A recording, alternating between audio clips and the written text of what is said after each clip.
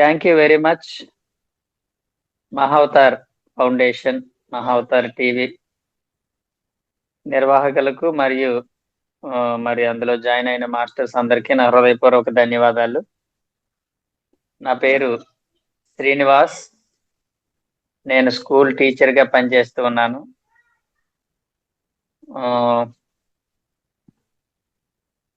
2009 నుంచి కూడా ఈ ధ్యానం చేయటం మొదలుపెట్టాను నేను. అంతకుముందు ధ్యానం అంటే విన్నాం కానీ ఈ ధ్యానం అంటే సన్యాసులకు అని వెటకారంగా మాట్లాడేవాడిని ఎవరైనా ధ్యానం చేస్తే. కానీ ఈ ధ్యానం నేను మొదలుపెట్టిన తర్వాత అర్థమైంది ఇది చాలా సీరియస్ మ్యాటర్. ఇది ప్రతి ఒక్క మనిషికి ధ్యానం అవసరం. ధ్యానం చెయ్యకపోవటమే అది విచిత్రం. ధ్యానం చేయటంలో విచిత్రం ఏమీ లేదు. ఎందుకంటే సకల జీవరాశులు ధ్యానంలో ఉంటాయి, ఒక మనిషి తప్ప. మనిషికి ఎందుకు ధ్యానం అవసరం అంటే మనిషి ధ్యానంలో లేడు, మిగతా సృష్టి అంతా కూడా ధ్యానంలోనే ఉంది. వృక్షము ధ్యానంలోనే ఉంది. ధ్యాన స్థితిలోనే ఉంటూ తాను వేడిని, సూర్యరశ్మిని గ్రహిస్తూ, నీటిని గ్రహిస్తూ, తాను పెరుగుతూ, పుష్పిస్తూ, ఫలిస్తూ మొత్తం ప్రపంచానికి, ప్రజలకు అందరికీ సేవ చేస్తుంది. అది తన ఫలాలని ఇచ్చి, నీడని ఇచ్చి, ఆక్సిజన్ ఇచ్చి. వృక్షము ధ్యానంలో ఉంది. ఒక జంతువు ఉంది, నిరంతరం అది మౌనంగా ఉంటూ, ఎవేరుగా ఉంటూ అది ధ్యానంలోనే ఉంటుంది. ఒక్క మనిషి మాత్రమే ధ్యానంలో లేడు. ధ్యానం అంటే ఏంటి? ధ్యానం అంటే ఏంటంటే అది ఒక కొత్త నిర్వచనం చెప్పుకుందాం. మీరు అందరూ ఏమంటారు? ధ్యానం అంటే తెలుసు మనకి, శ్వాస మీద ధ్యాస అండి. ధ్యానం ధ్యానం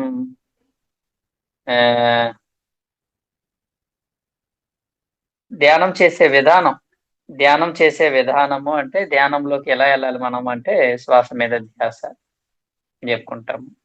ఇంకా బాగా అర్థం చేసుకోవడానికి ఒక మాట చెప్తాను.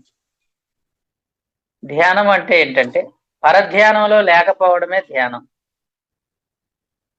ఒరే నువ్వు పరధ్యానంలో ఉన్నావురా అంటారు.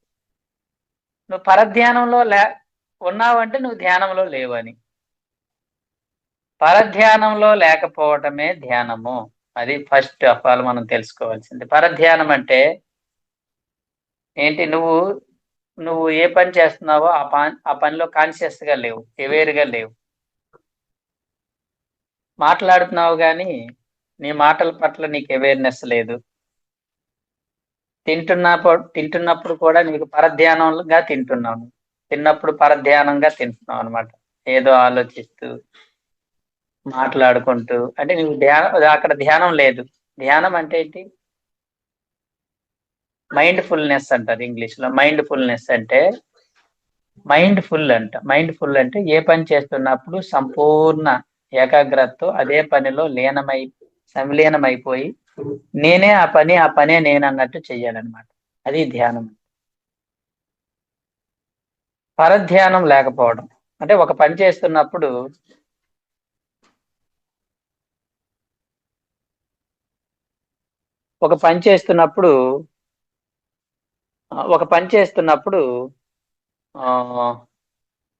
వేరే ధ్యాస లేకుండా ఉంటే అదే ధ్యానం. మనం ఎన్నో పనులు చేస్తూ ఉంటాము, ప్రతి పనిలో లీనమై చెయ్యం మనం. కనుక మనకి ధ్యానం అవసరం. బుద్ధుడు దగ్గరికి ఒక వ్యక్తి వెళ్ళి ధ్యానం ఏంటి స్వామి సార్ అంటే, అప్పుడు బుద్ధుడు ఏం చెప్పాడంటే తింటున్నప్పుడు తిను, నడుస్తున్నప్పుడు నడు అన్నాడు ఆయన. అంటే ఆయన ఏం చెప్పాడు? నువ్వే పని చేసినప్పుడు ఆ పనిలో పూర్తి పరధ్యానం లేకుండా చెయ్యి, అదే ధ్యానము అన్నాడు ఆయన. కరెక్ట్. అది ఫస్ట్ మనం అది ప్రాక్టీస్ చేస్తే, అంటే ప్రతి పనిలో కూడా పూర్తి లీనమై చేయటం, పరధ్యానం లేకుండా చేస్తూ ఉంటే మనకి ధ్యానం చక్కగా కుదురుతుంది. అదే ధ్యానం. పత్రి సార్ దగ్గరికి చాలా మంది వచ్చి, సార్ నేను ఈ మధ్య ధ్యాన సాధన చేయట్లేదు సార్, ఈ ఈ పనిలో పడి, అయితే ఈ పిల్లలు ఇది వరకు చేసేవాడిని, పిల్లలు వీళ్ళతో నాకు ధ్యానం సరిగ్గా సాధన అవ్వట్లేదంటే పత్రి సార్ ఏమనేవారంటే, "అదే ధ్యానము. ఇంకా వేరే ధ్యాన సాధన ఏముంది నీకు? అదే ధ్యానం" అన్నాడు. ఒకసారి నేను ఫస్ట్ టైమ్ పత్రి సార్‌ని అవనగడ్డలో చూసానాయన్ని.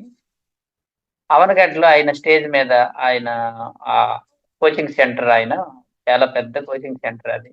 ఒక 10,000 మంది టీచర్స్ ట్రైనింగ్ కోసం అదే జాబ్ కోసం డీఎస్ కోచింగ్‌కొచ్చారక్కడ. ఆయన పత్రి సార్ అంటే ఇష్టం ఆయనకి. పత్రి సార్ యొక్క క్లాసెస్ పెట్టేవారాయన. ఆ రోజు ఫస్ట్ టైమ్ నేను పత్రి సార్‌ని చూడటం. ఆయన మాట్లాడుతూ నేను "సార్ ఏమనుకోవద్దు. నేను ఇదిగోండి ఇప్పుడు నాకసలు తీరిక ఉండట్లేదు. పొద్దున్నుంచి సాయంత్రం రాత్రి అంత వరకు నాకు ఇదే సరిపోతుంది.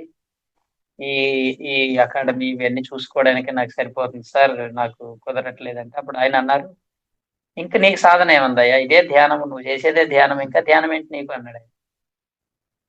అప్పుడు అర్థం కాలేదు గానీ తర్వాత అర్థమైంది. అంటే ఏంటి ఏదైనా ఒక పని చేస్తున్నప్పుడు పూర్తిగా లీనమైపోయి ఇప్పుడు ఆయన పూర్తిగా అందులో లీనమైపోయి చేస్తున్నాడన్నమాట ఆ పని. అంటే తన ధర్మాన్ని తాను పూర్తి లీనమై చేస్తున్నాడు కాబట్టి అదే ధ్యానం. పరధ్యానంలో లేకపోవటమే ధ్యానము. అది మనం గుర్తుపెట్టుకోవాలి. అది ఆ స్టేజ్ రావడం కోసం ఏం చేయాలంటే, ఆ మనసు కకలావికలంగా అటు ఇటు వెళ్ళిపోతూ చంచలంగా ఉంది మనసు. ఆ చంచలంగా ఉన్న మనసుని ముందు ఏకత్వం చెయ్యాలి. ఏకత్వం అంటే ఒక దాని మీదకి తీసుకురావాలి. అనేకంగా ఉన్న మనసుని ఏకంగా చెయ్యాలి. అంటే ఇప్పుడు కళ్ళు మూస్తే, కళ్ళు తెరిచినా మన మనసు అనేకంగా ఉంటుంది. ఈ క్షణంకి ఈ ఆలోచనొస్తుంది. ఫర్ ఎగ్జాంపుల్ నేను మా మిసెస్ మాట్లాడుకుంటున్నాం ఏదో ఒక విషయం మీద. అంటే నా ధ్యాస అక్కడుంది. ఈలోపు ఎవరో వచ్చారనుకోండి, నెక్స్ట్ నా మైండ్ వాళ్ళ మీదకెళ్ళిపోతుంది. లేదైనా చూసామనుకోండి వాళ్ళ మీదకెళ్ళి ఫోను చూసామనుకోండి, ఆ ఫోనులో ఎవరిదో కనపడుతుంది వాట్సాప్‌లో వాడి మీదకెళ్ళిపోతుంది మనసు. అంటే నా మైండ్ ఏమవుతుంది? అనేకంగా ఉంది నా మైండ్.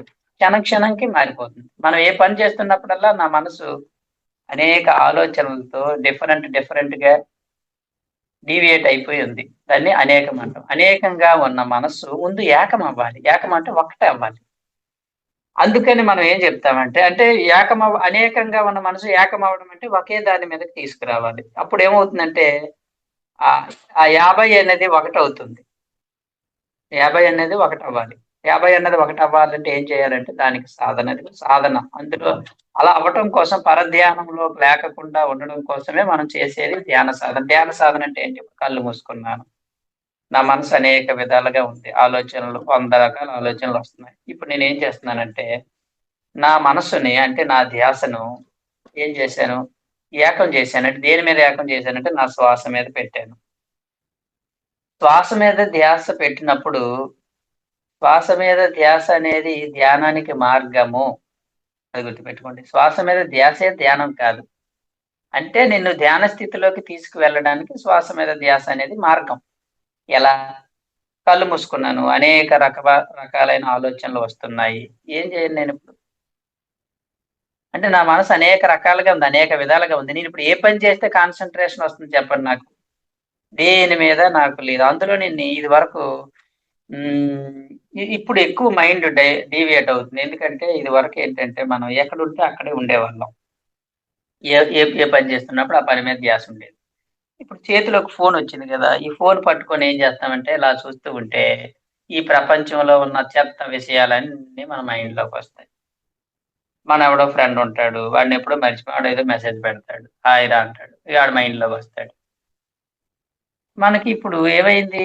ఎక్కడో ఉన్న వాళ్ళు కూడా మన మైండ్‌లోకొచ్చేసారు. కానీ ధ్యానం ఏం చెప్తుంది? Out of sight, out of mind అంటుంది. Out of sight, out of mind. అంటే నీ నీ దృష్టిలో లేని వాటి మీద నీ మైండ్ ఉండకూడదు. అది. ఔట్ ఆఫ్ సైట్ అంటే ఈ దృష్టిలో లేనివి నా మైండ్‌లో ఉండకూడదు. ఎప్పుడుంటుంది అలాగా? ఫోన్ ఏం చేస్తుంది? సైట్‌లో లేని వాటిని కూడా మైండ్‌లోకి తీసుకొస్తుంది. ఇప్పుడు మనం అయి చూస్తాం అందులోకి వెళ్ళగానే, ఎవరో ఎక్కడో దెబ్బలాడుకున్న విషయాలన్నీ మనకు తెలుస్తాయి. అది తెలియటం వల్ల అది మన మైండ్‌లోకెళ్తుంది. అప్పుడేమవుతుందంటే మైండ్ అంతా కూడా చంచలంగా, అనేకంగా మారిపోతుంది. కాబట్టి దీన్ని మనం ఏం చేయాలంటే మనసుని అనేకంగా ఉన్న మనసుని ఏకం చేయాలి. అంటే ఏం చేయాలి? ఇప్పుడు నేను కళ్ళు మూసుకొని ఏం చేయాలంటే, ఇప్పుడు కళ్ళు మూసుకున్నాను. మనసంతా గందరగోళంగా ఉంది. అనేక ఆలోచనలుగా చికాకుగా ఉంటుంది నాకే. చాలా మంది ఏం చేస్తారంటే, ఈ ఆలోచనలు తట్టుకోలేక, ఏం చేయాలో తెలియక టీవీ చూస్తూ కూర్చుంటారు. లేకపోతే ఫోన్ చూస్తూ కూర్చుంటారు. దానివల్ల ఇంకా ఆలోచనలు ఎక్కువైపోయి మనసు ఇంకా చంచలంగా మారుతుందే తప్ప అది రెమెడీ కాదు. లేకపోతే బయటికి అలా తిరుగుతూ ఉంటారు. లేకపోతే సినిమాలకు వెళ్తూ ఉంటారు. అంటే దాని నుంచి తప్పించుకోవడం కోసం. ఈ ఆలోచనల యొక్క ఆహ్, వాటి యొక్క భారాన్ని లేకపోతే మనసు యొక్క చంచలత్వాన్ని వాటి నుంచి దాన్నేమంటారంటే బోర్ మైండెడ్ అంటారు. దాని నుంచి తప్పించుకోవడానికి నానా పనులు చేస్తూ ఉంటాం మనం. టూర్‌లెళ్తూ ఉంటారు కొంతమంది. వారానికోసారి, 10 రోజులకోసారి. అలా అయితే మైండ్ ఫ్రీ అవుతది. నువ్వేం చేసినా ఆ లోపలున్నది మారదు. మళ్ళీ ఇంటికొస్తావు. ఏమవుతుంది? ఆహ్, కుక్క తోకని తిన్నగా చేసినట్టు ఉంటుందది. కుక్క తోకని ఒకడు తాడు పట్టుకొని నేను తిన్నగా చేస్తానని సాగదీసి 2 రోజులు వదిలాడంట.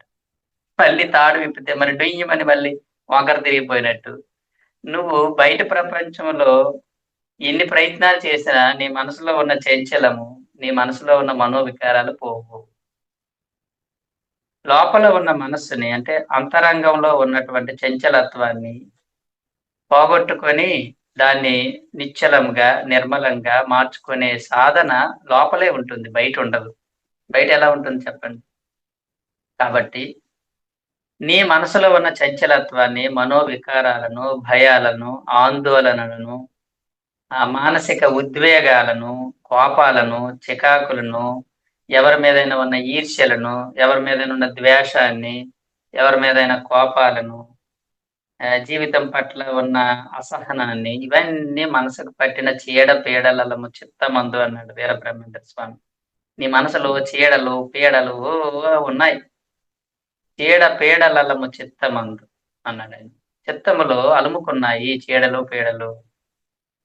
తాకి కోకలుతికి చీకాకు పడవేసి మైల తీసి లెస్స మడిచినట్లు అన్నాడాయన. దాన్నేం చేయాలి? చాకలవాడు ఆ కోకలో ఉన్న మురికిని గట్టిగా బండకేసి ఉతికి తీసేసినట్టు మనం మనసులో ఉన్న మాలిన్యాన్ని, ఆ ఆ చీ చీడ పీడలనన్నిటిని మనం తొలగించుకోవాలి. తొలగించుకునే మార్గం ఏంటంటే ఇదిగో ధ్యానం. ధ్యానము అనేది ఒక సైన్స్ అండి ఇది. ప్రతీదీ సైన్సే. ఏదైనా సైన్స్ నుంచే వస్తుంది. సైన్స్ అనేవి ఇన్వెన్షన్స్ అవి కొత్త కొత్త విషయాలను ఆవిష్కరించబడతాయి. సైన్స్ అనేది ఒక క్రమబద్ధమైనటువంటి శాస్త్రం. ఇప్పుడు ఎలాగైతే ఇంటర్నెట్ అనేది సైన్సు, వైఫై అనేది సైన్సు, ఫోన్ అనేది సైన్సు, అలాగే లైఫ్ సైన్స్ ఇది. మన జీవితం గూడా ఒక సైన్సే గదా! ఈ సైన్స్‌లో మన మనసులోనే ఉన్నటువంటి ఇదిగో ఈ యొక్క అసంబద్ధాలను, మనసులో ఉన్నటువంటి వికారాలను వీటన్నిటిని తొలగించుకునేందుకు మార్గం అనేది ధ్యానం. ధ్యానంలో ఏమవుతుందంటే మనము అనేక రకాలుగా ఉంది నా మనస్సు. ఓకే. No problem. దాని గురించి బాధపడకూడదు. ఏం చేయాలి ఇప్పుడు నేను? కళ్ళు మూసుకున్నాను. కళ్ళు మూసుకుంటే ఇంకా ఎక్కువైపోతున్నాయి. ఎందుకంటే అంతకుముందు కళ్ళు తెరవటం వల్ల లోపలున్నది అంతా పడుకుంది. బయటిదంతా కూడా కనిపించేది. కళ్ళు మూసిన వెంటనే బయట ఇప్పుడు ఏమి కనపడదు. ఇంక లోపల అంతా పాములన్నీ బుసలు కొడుతుంటాయన్నమాట. విపరీతమైన భయంకరమైన సర్పాలవన్నీ. ఆలోచనలన్నీ ఎంత విపరీతంగా ఉంటాయో.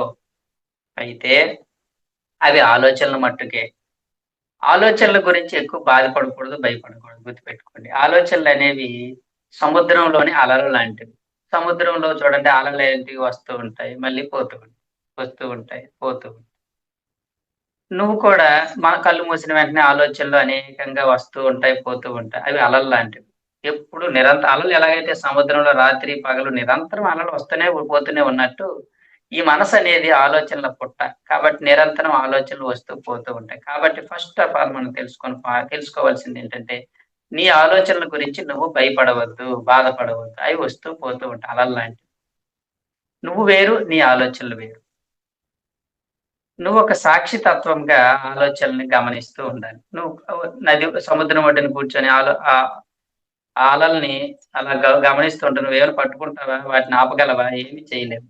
మనం సాక్షిగా గమనిస్తూ ఉంటే అవి వస్తూ, పోతూ, పోతూ ఉండంటే మన ఆలోచనలు కూడా మనం సాక్షిగా గమనిస్తూ ఉండాలి. వాటిలో పట్టించుకోకూడదు. మనం ఏం చేస్తామంటే ఏదైనా ఒక ఆలోచనొస్తే అది జరిగిపోతున్నట్టు ఊహించుకుంటాం. ఫర్ ఎగ్జాంపుల్ ఎవరో మనకేదో చెప్పారనుకోండి మన గురించి. మనం వాటిని ఎక్కువ ఊహించి, ఎక్కువ ఆలోచించి, మొత్తం ఇంత దాన్ని అంత చేసుకొని, మనసుని అంతా కూడా గందరగోళం చేసుకొని, టెన్షన్ పెంచుకొని, బీపీ పెంచుకొని, నిద్ర పట్టక, ఇంకా రకరకాలు. కాబట్టి మనస్సు అనేది జీవితం అనేది దేని మీద ఆధారపడి ఉందంటే మనిషికి మనసు మీద ఆధారపడి ఉంటుంది. ఆ మనసు నిర్మలంగా ఉంటే జీవితం అంతా నిర్మలంగా ఉంటుంది. మనసు గందరగోళంగా ఉంటే జీవితంలో నువ్వెన్ని సంపాదించినా నీ జీవితం అంతా గందరగోళంగానే ఉంటుంది. మన లక్ష్యం ఏంటి? నా మనసును నేను నిర్మలంగా చేసుకోవాలి. కూల్ చేసుకోవాలి. నిశ్చలంగా మార్చుకోవాలి.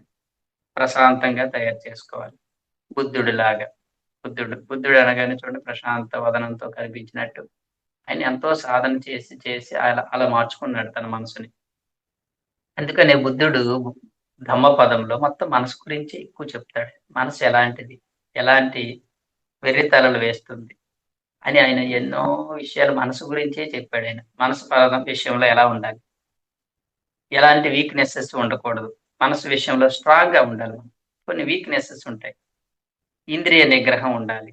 ఇంద్రియ నిగ్రహం ఇంద్రియాలనేవి దేనికి మనసుకు సంబంధించినవి. ఇంద్రియ నిగ్రహం అనేది ఉండాలి. ఇంద్రియాలని నిగ్రహించుకోవడం నేర్చుకోవాలి. అంటే ఏంటి? తిండి మీద కంట్రోల్ లేదు. నిద్ర మీద కంట్రోల్ లేదు.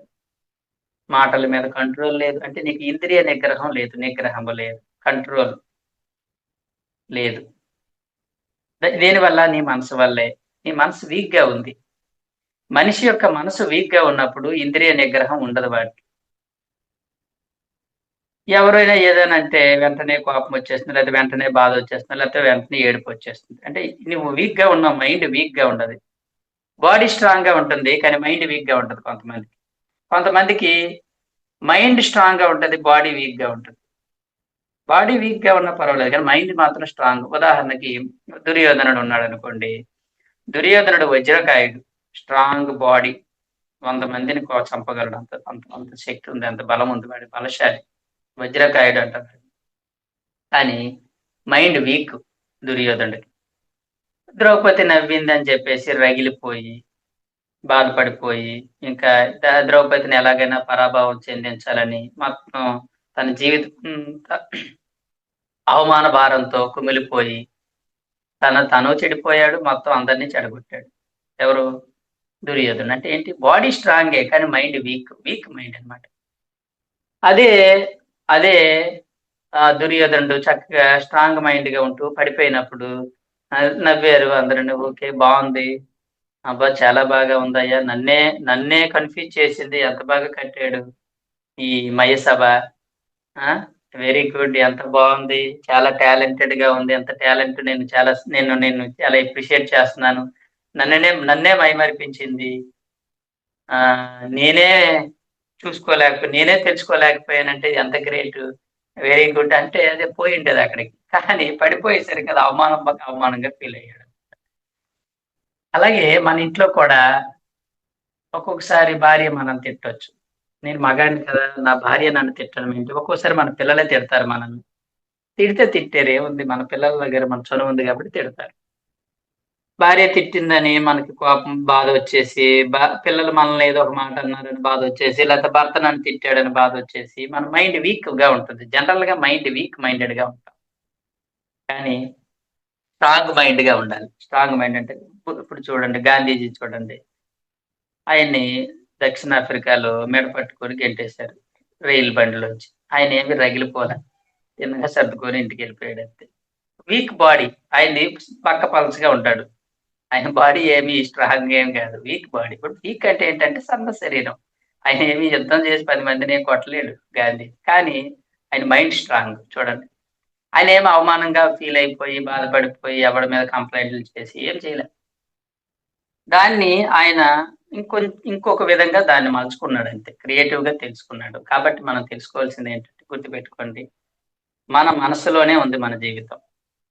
మనసుని కల్టివేట్ చేసుకోవాలి. దాన్ని చదును చేయాలి. బీడు బారిపోయున్న పొలంలో పిచ్చి మొక్కలు, కలుపు మొక్కలన్నీ ఉంటాయి. ఎందుకు పనికిరాదు. అంటే నేల చెడ్డది కాదక్కడ. నేల మంచిదే. కానీ ఆ నేలలో దాన్ని వినియోగించుకోలేదు మనం. అలాగే మనసు చెడ్డది కాదు. ఆ మనసుని మనం సరిగ్గా కల్టివేట్ చేయలేదు.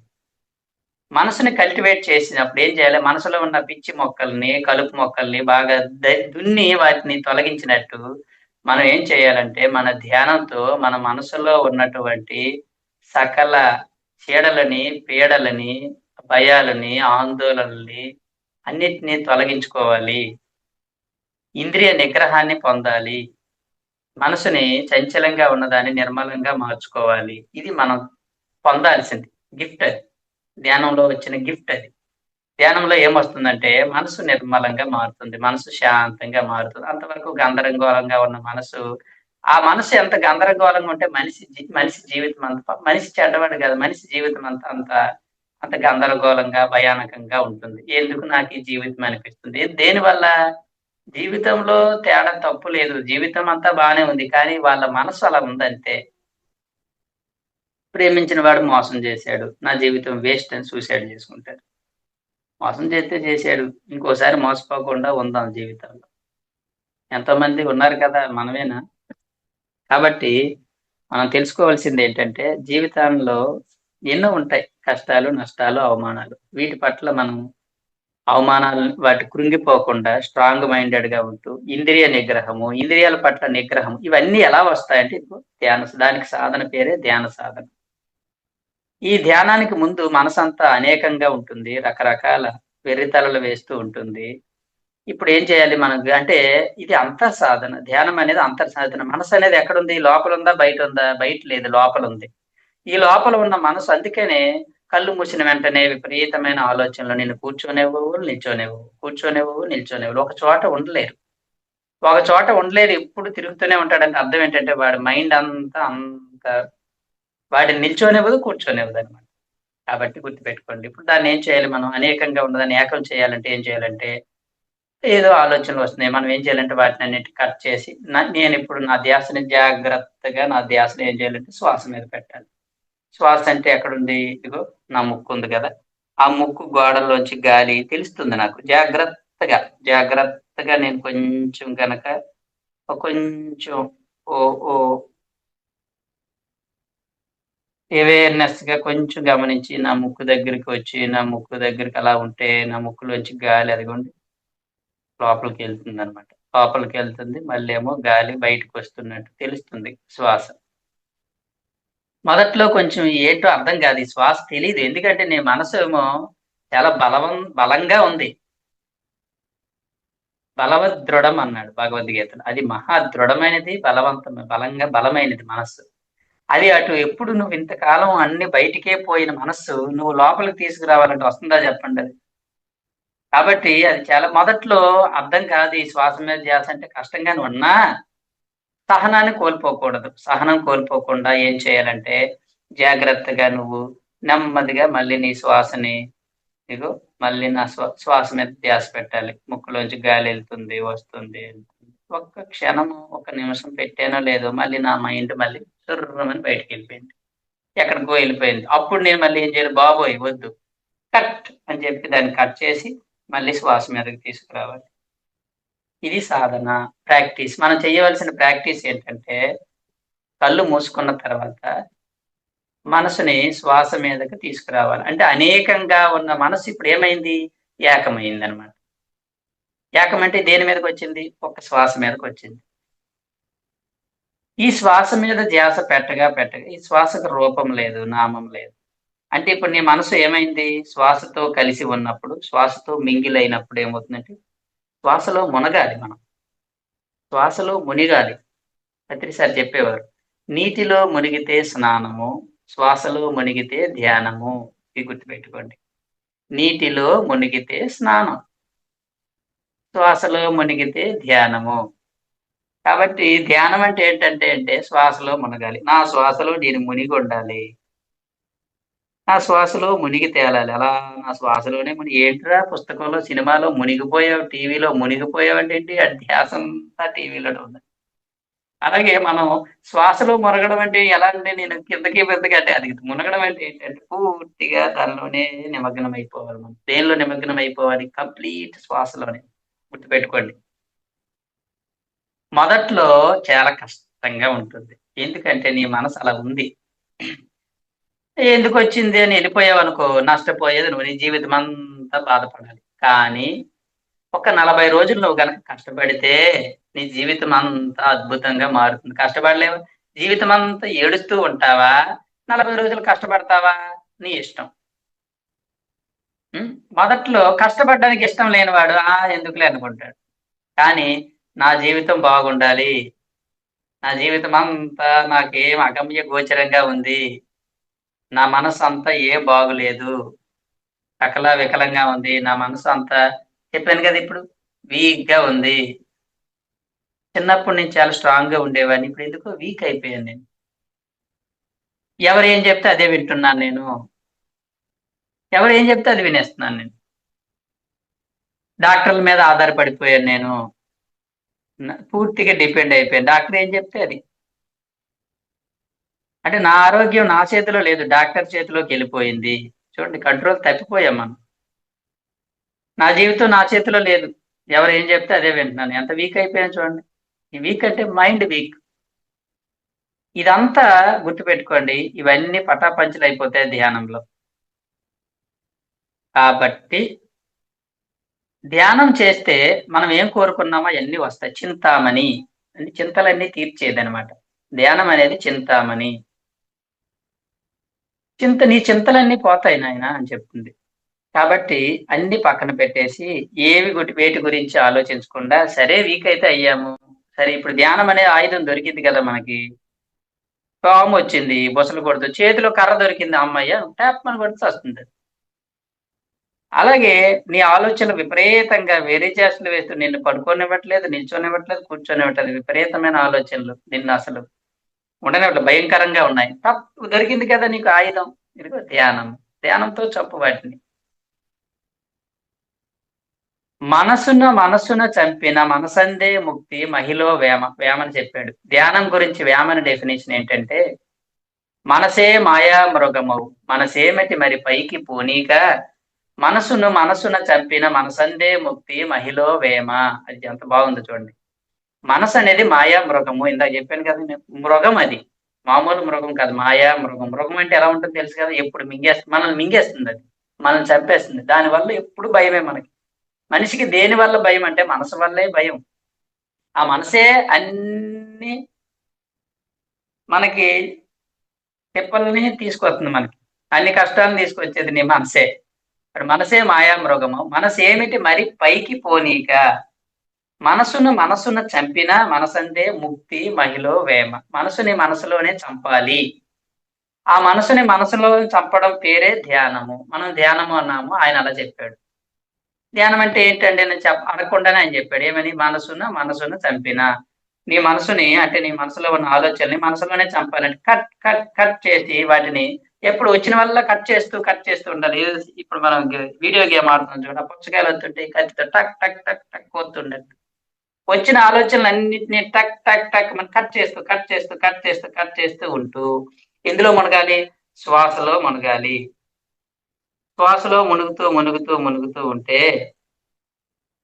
ఎన్నో ఆలోచనలు ఉన్నాయి. ధ్యానంలో స్టార్ట్ చేశాము ఈ రోజు. ఈ ధ్యానంలోని ఏం చేశాను, ఇప్పుడు సిన్సియర్ గా నేను ఏం చేశానంటే శ్వాసలోనే మునిగాను. మునిగితే నీకేమి తెలియదు. ఏదో ధ్యానం అన్నారు, కూర్చున్నాను, నాకేమీ తెలియలేదు, ఏదో కాసేపు కొంచెం అనుకుంటాడు తప్ప అది ఏం అర్థం కాదు. కానీ నీకు తెలియని విషయం ఏంటంటే, నువ్వు ఒక 1000 ఆలోచనలతో ఉన్నావు. ఈ రోజు ధ్యానం చేసావు, ఒక 10 ఆలోచనలు పోయాయి. 10 పోయాయండి.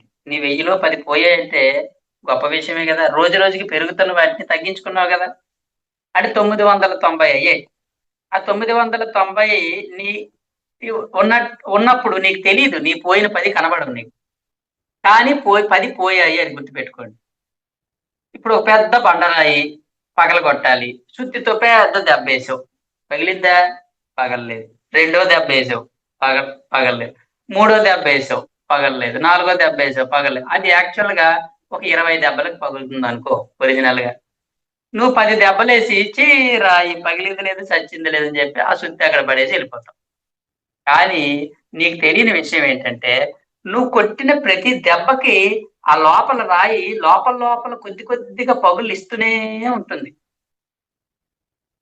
నీకు ఆ సంగతి తెలియక ఏమనుకుంటావంటే 10 దెబ్బలు వేసరికి ఏమి కనబడదు, కానీ అది లోపల పగులుతుంది, నీకు తెలియదు, కనబడదు అది. నువ్వు 19 దెబ్బల దాకా కనబడదు అది. ఒక 20 దెబ్బ గట్టిగా ఒకటి వేసేటప్పుడు మన రెండు పెద్ద పండుగ ఎంత రెండుగా విడిపోతున్నట్టు మన మనసు కూడా అంతే. మనసులో చాలా ఉంది. అదంతా మొదట్లో పోయినప్పుడు తెలీదనమాట. కానీ నువ్వు ధ్యాస శ్వాస మీద పెట్టినప్పుడల్లా, బండరాయిని ఒక దెబ్బ వేసినప్పుడల్లా లోపల లోపల పగులుతున్నట్టే, నువ్వు శ్వాస మీద పెడుతున్నప్పుడల్లా కొన్ని ఆలోచనలు నీలోంచి దూరమవుతాయి. అది గుర్తుపెట్టుకోండి. కాబట్టి నువ్వు శ్వాస మీద ధ్యాస పెడుతూ, పెడుతూ, పెడుతూ ఉంటే అప్పుడేమవుతుంది? నీ మనసు అనేకమనేది ఏకమయ్యింది మొదట్లో. ఇది ఫస్ట్ స్టెప్పు. ఏకంగా ఉన్న మనసు ఏమవుతుంది? అలా శ్వాసలో మునిగి, మునిగి, మునిగి ఉండగా ఒక్కసారి ఆ మనసంతా శూన్యమైపోతుంది. శూన్యం అంటే 0 అయిపోయింది. అంటే 100 ఒకటయింది.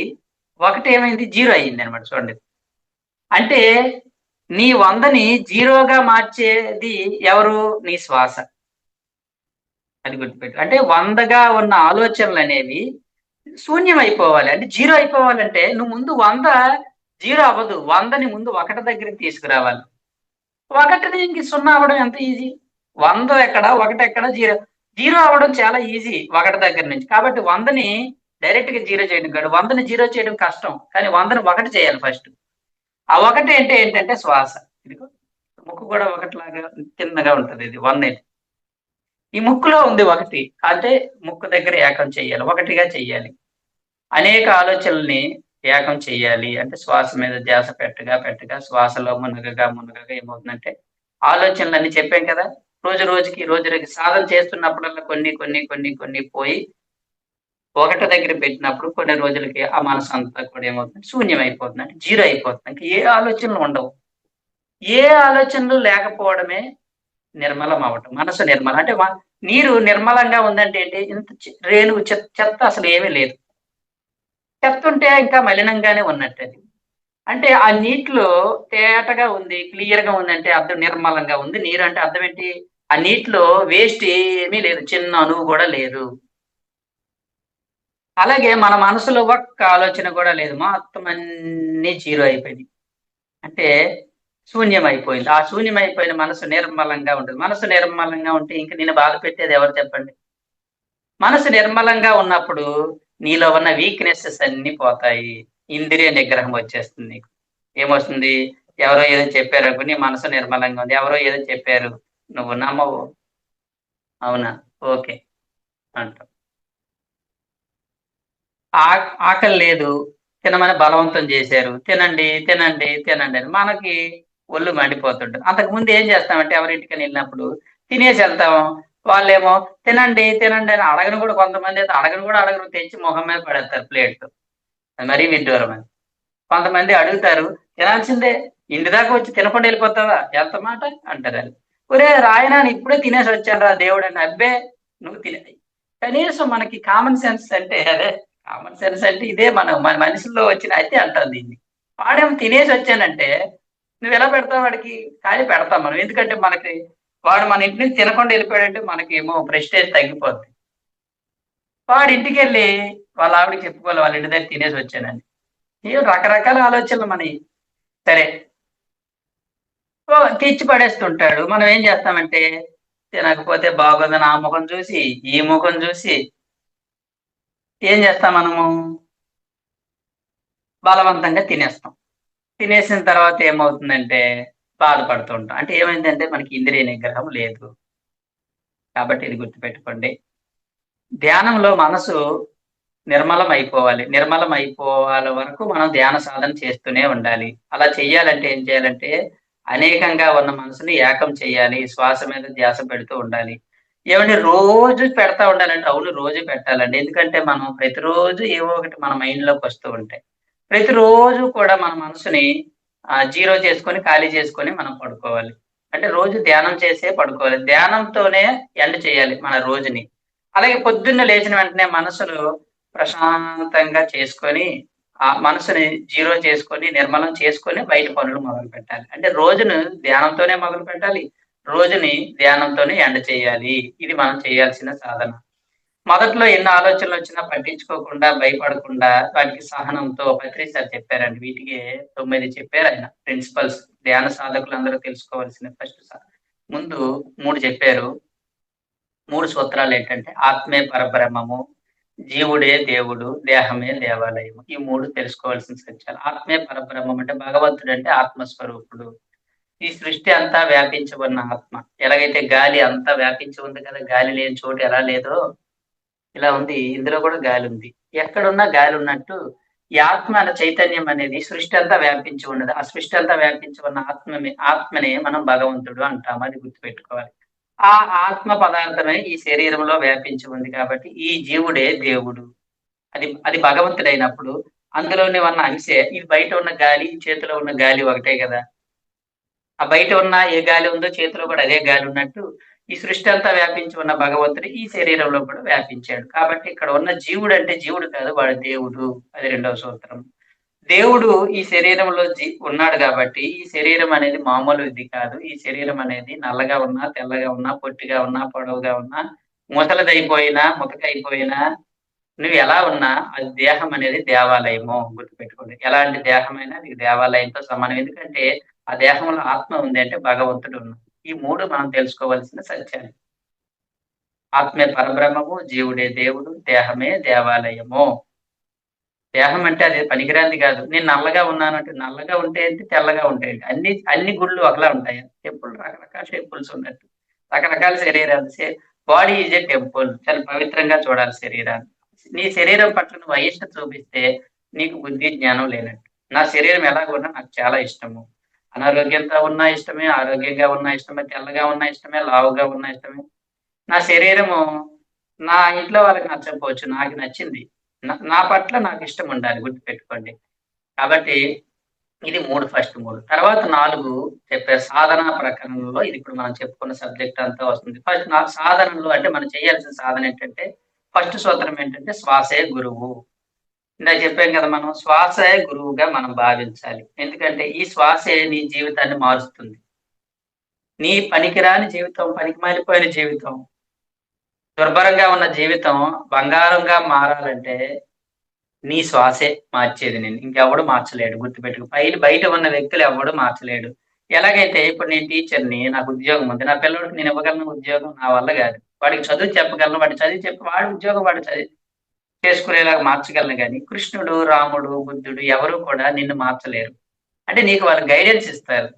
నిన్ను నువ్వే కాపాడుకోవాలి, రక్షించుకోవాలి. కాబట్టి అయితే నన్ను కాపాడాలంటే, నన్ను నేను రక్షించుకోవాలంటే నా గురువెవరంటే నా శ్వాసే. నా జీవితంలో నా మనసుని కుదుటపరిచేది, నా మనసుని శూన్యం చేసేది, నా మనసుని నిర్మలం చేసేది నా శ్వాసే గాబట్టి, నా శ్వాసే గురువు. అది గుర్తుపెట్టుకోండి. సాధనలో ఫస్ట్ సూత్రం అది. శ్వాసే గురువు. నా గురువు గారి దగ్గర నేను నిరంతరం ఉంటే నా గురువు ఏం చేస్తాడు నా శ్వాస, నా మనసులో ఉన్న మనోవైకల్యాలన్నిటిని తొలగిస్తాడు. మనసుకు పట్టిన చీడలు, పీడలన్నిటిని దుమ్ము దులిపేసి వదలగొడతాడు. ఎవరు? నా శ్వాస. కాబట్టి శ్వాసే గురువు. కాబట్టి గురువు గారి దగ్గర ఇలా వచ్చి అలా ఎళ్ళిపోయామనుకో ఏం లాభం లేదు. గురువు గారి దగ్గర గంటలు గంటలు గడపాలి. అంటే ఏంటి? నీ శ్వాసలో నువ్వు మునగాలి.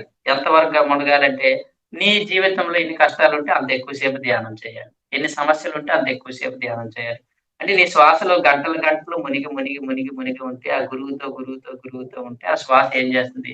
తొందరగా క్లీన్ చేస్తుందనమాట. కాబట్టి రెండో సూత్రం ఏంటంటే సమయమే సాధన. ఎక్కువ సమయం కేటాయిస్తే ఎక్కువ సాధన అవుతుంది. ఎక్కువ తొందరగా నీలోని సమస్యలు అన్నీ కూడా పోతాయి.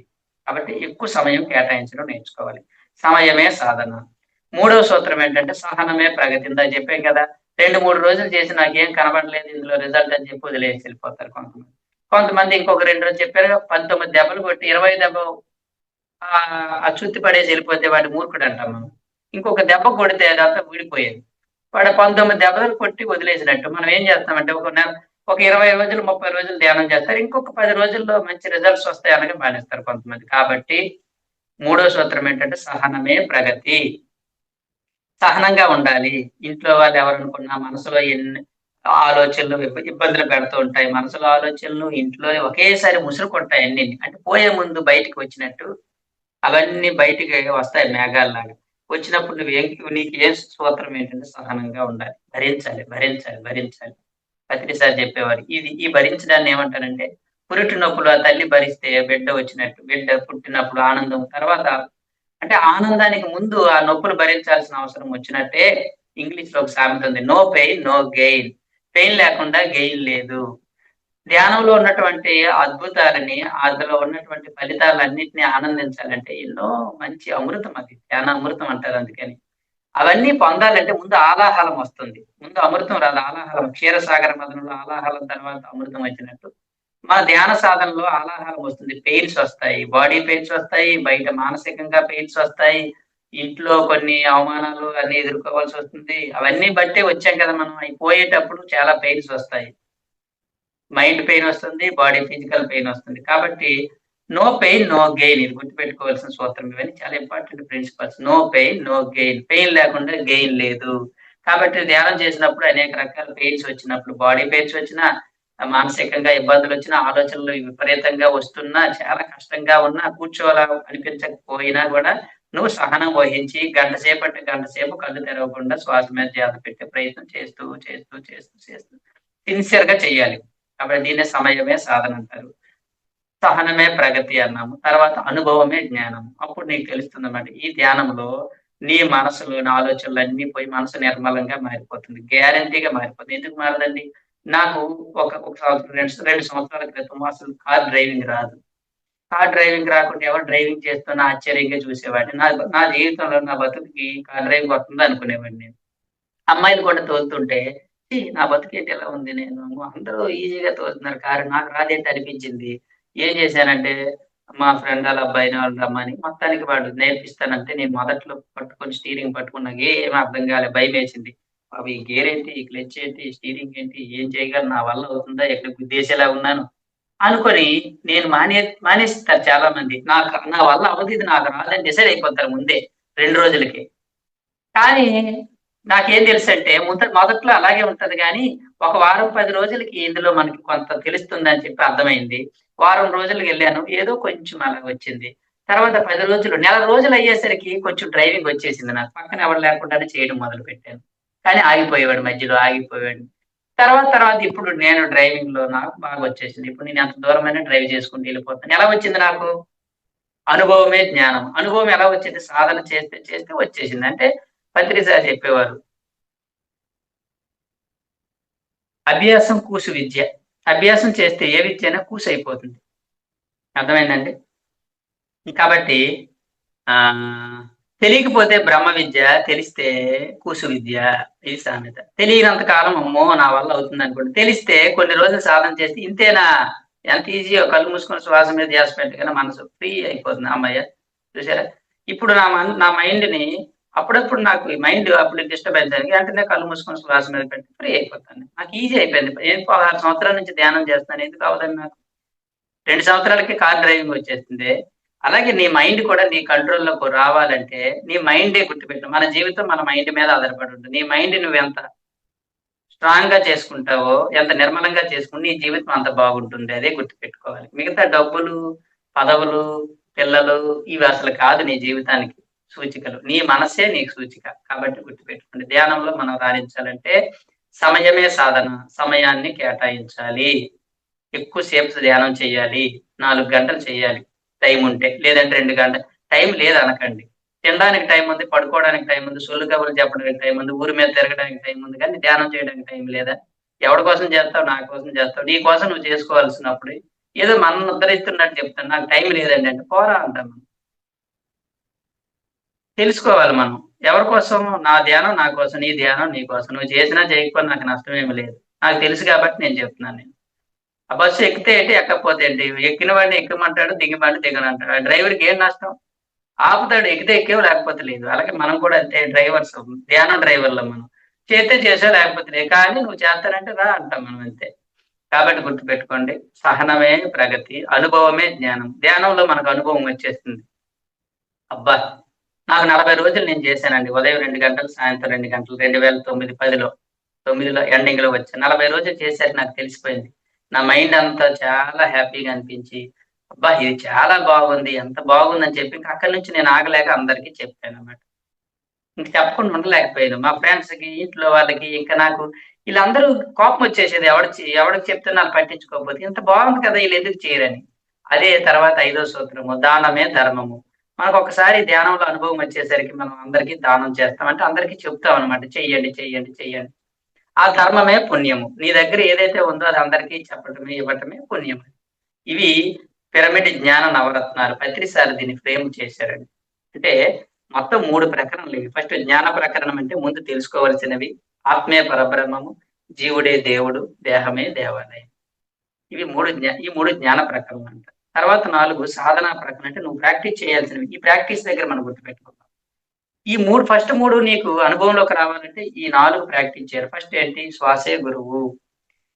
అనంతంగా ఉన్న, అనేకంగా ఉన్న నీ మనసుని జీరో చేసేది, మనసును శూన్యం చేసేది, మనసుని కట్టడి చేసేది నీ శ్వాసే. కాబట్టి నీ శ్వాసను గురువుగా తీసుకోను, స్వీకరించు. గురూపదేశం. కాబట్టి శ్వాసే గురువు. తర్వాత సమయమే సాధన. కాసేపు ఉండి, కాసేపు కళ్ళు తెరిచేయటం కాదు. గంట సేపు, 2 గంటలు ఎక్కువ సమయాన్ని కేటాయించుకోవాలి. నేను ధ్యానంలోకి వచ్చిన కొత్తలో టైం దొరికితే ఆటోలో వెళ్ళేవాడిని స్కూల్‌కి. ఈ అరగంట ఏం చేస్తానంటే కళ్ళు మూసుకొని ధ్యానం చేసేవాడిని. తర్వాత మా ఫ్రెండ్ మా అమ్మోళ్ళకి కంప్లెయింట్ చేసేవాడు. "మీ వాడేంటి బాబు ఎక్కడ చూస్తే అక్కడే కళ్ళు మూసేస్తున్నాడని." ఇంటి దగ్గరకొస్తే ఇంటి దగ్గర కళ్ళు మూసుకొని శ్వాసను గమనించేవాడు. మధ్యలో స్కూల్‌లో ఇంటర్వెల్ ఉంటే, ఆ ఇంటర్వెల్ టైమ్‌లో 10 నిమిషాలు కళ్ళు మూసుకొని అంటే నాకు ఆ పిచ్చి కొత్త పిచ్చోడు పొద్దెరగడన్నట్టు. దొరికితే దొరికినప్పుడల్లా కళ్ళు మూసి ధ్యానం చేయి. ఎందుకంటే నా మనసు కంట్రోల్‌లోకి రావాలి. నా లక్ష్యం అది. కాబట్టి సమయమే సాధన. నీ కోసం సమయం రాదు. నువ్వే సమయాన్ని చిక్కించుకోవాలి. కాబట్టి సమయమే సాధన. తర్వాత సహనమే ప్రగతి. ఇది వెరీ ఇంపార్టెంట్ ప్రిన్సిపల్. సహనం అనేది చాలా ఇంపార్టెంట్. పేషెన్సీ ఉండాలి. ధ్యానంలో నాకు రాలేదండి, నేను చేశానండి, నాకేమీ రాలేదండి అంటే, ఏమో నెక్స్ట్ 40 డేస్‌లో వస్తుందేమో. నీ గత జన్మ కర్మ ఎక్కువున్నప్పుడు నువ్వు ఎక్కువ సాధన చేయాల్సి ఉంటుంది. అంతే కదండీ! నేను చెప్పాను కదా! 1000 ఆలోచనలున్నప్పుడు ఉన్నవాడికి తొందరగా రిజల్ట్ వస్తుంది. 1,00,000 ఆలోచనలున్నవాడికి ఇంకొంచెం ఇంకా లేట్ అవుతుంది. 100 ఆలోచనలున్నవాడికి ఇంకా అసలు తక్కువ వెరీ లిటిల్ 100 ఆలోచనలు కాదు, 50 ఆలోచనలు వాడికి 10 రోజుల్లో రిజల్ట్ కనబడిపోతుంది. చిన్న పిల్లలకి ఏ ఆలోచనలు లేవు కదండీ! వాళ్ళు స్పీడ్‌గా వచ్చేస్తుంది వాళ్ళకి రిజల్ట్. వావ్! చాలా బాగుందండి మెడిటేషన్ అని వెంటనే చేస్తారు వాళ్ళు.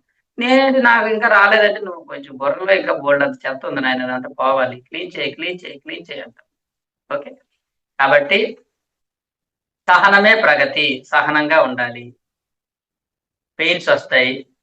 గెయిన్ కావాలంటే పెయిన్స్ భరించాలి. No pain, no gain.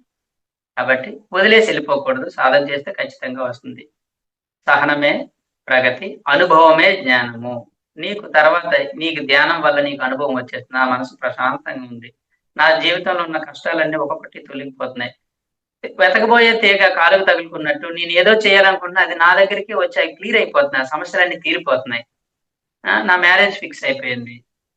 నా జాబ్‌లో నాకు క్లారిటీ వచ్చింది.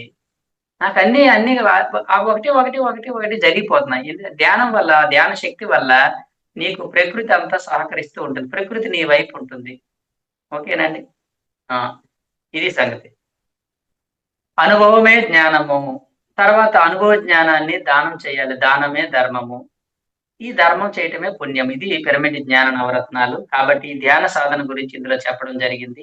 ముఖ్యంగా త్రిరత్నాలని చెప్పడం మేడం గారు చెప్పారు. ఫస్ట్ ధ్యానం అనేది తప్పకుండా అలవర్చుకోండి.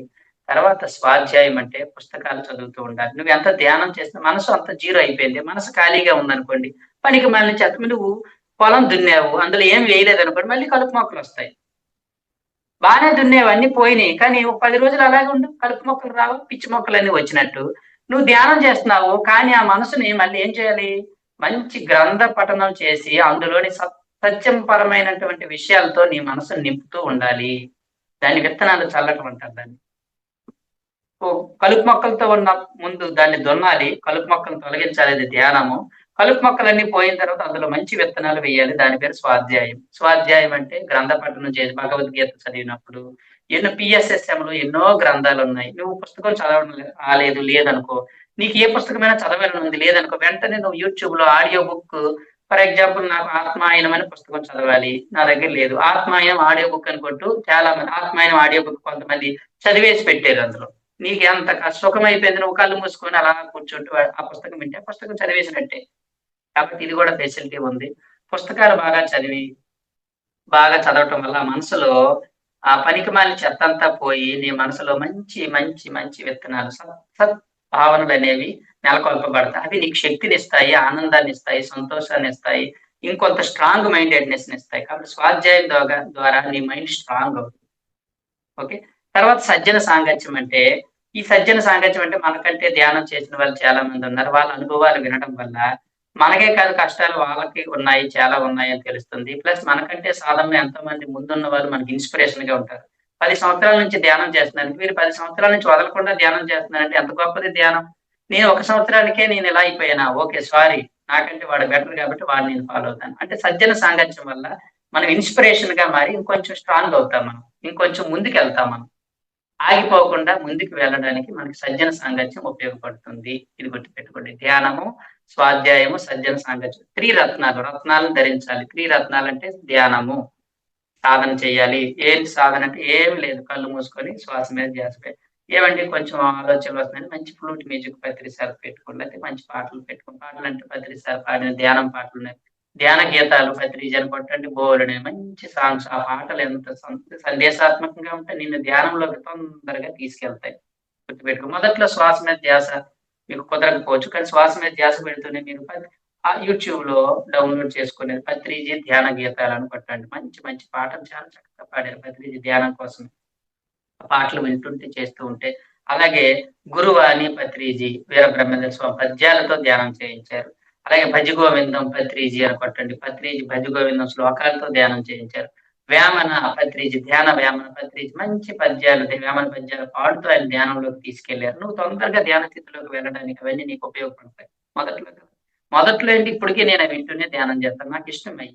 ఎందుకంటే మంచి వాతావరణాన్ని కల్పిస్తే స్పీడప్ చేస్తాను ఈ ధ్యాన సాధనని. కాబట్టి 2 అయిపోతాయి అందులో. సజ్జన సాంగత్యం అయిపోతుంది, ధ్యానం అయిపోతుంది. ఆ ధ్యాన స్థితిలోకి వెళ్ళిపోతావు. ఓకే.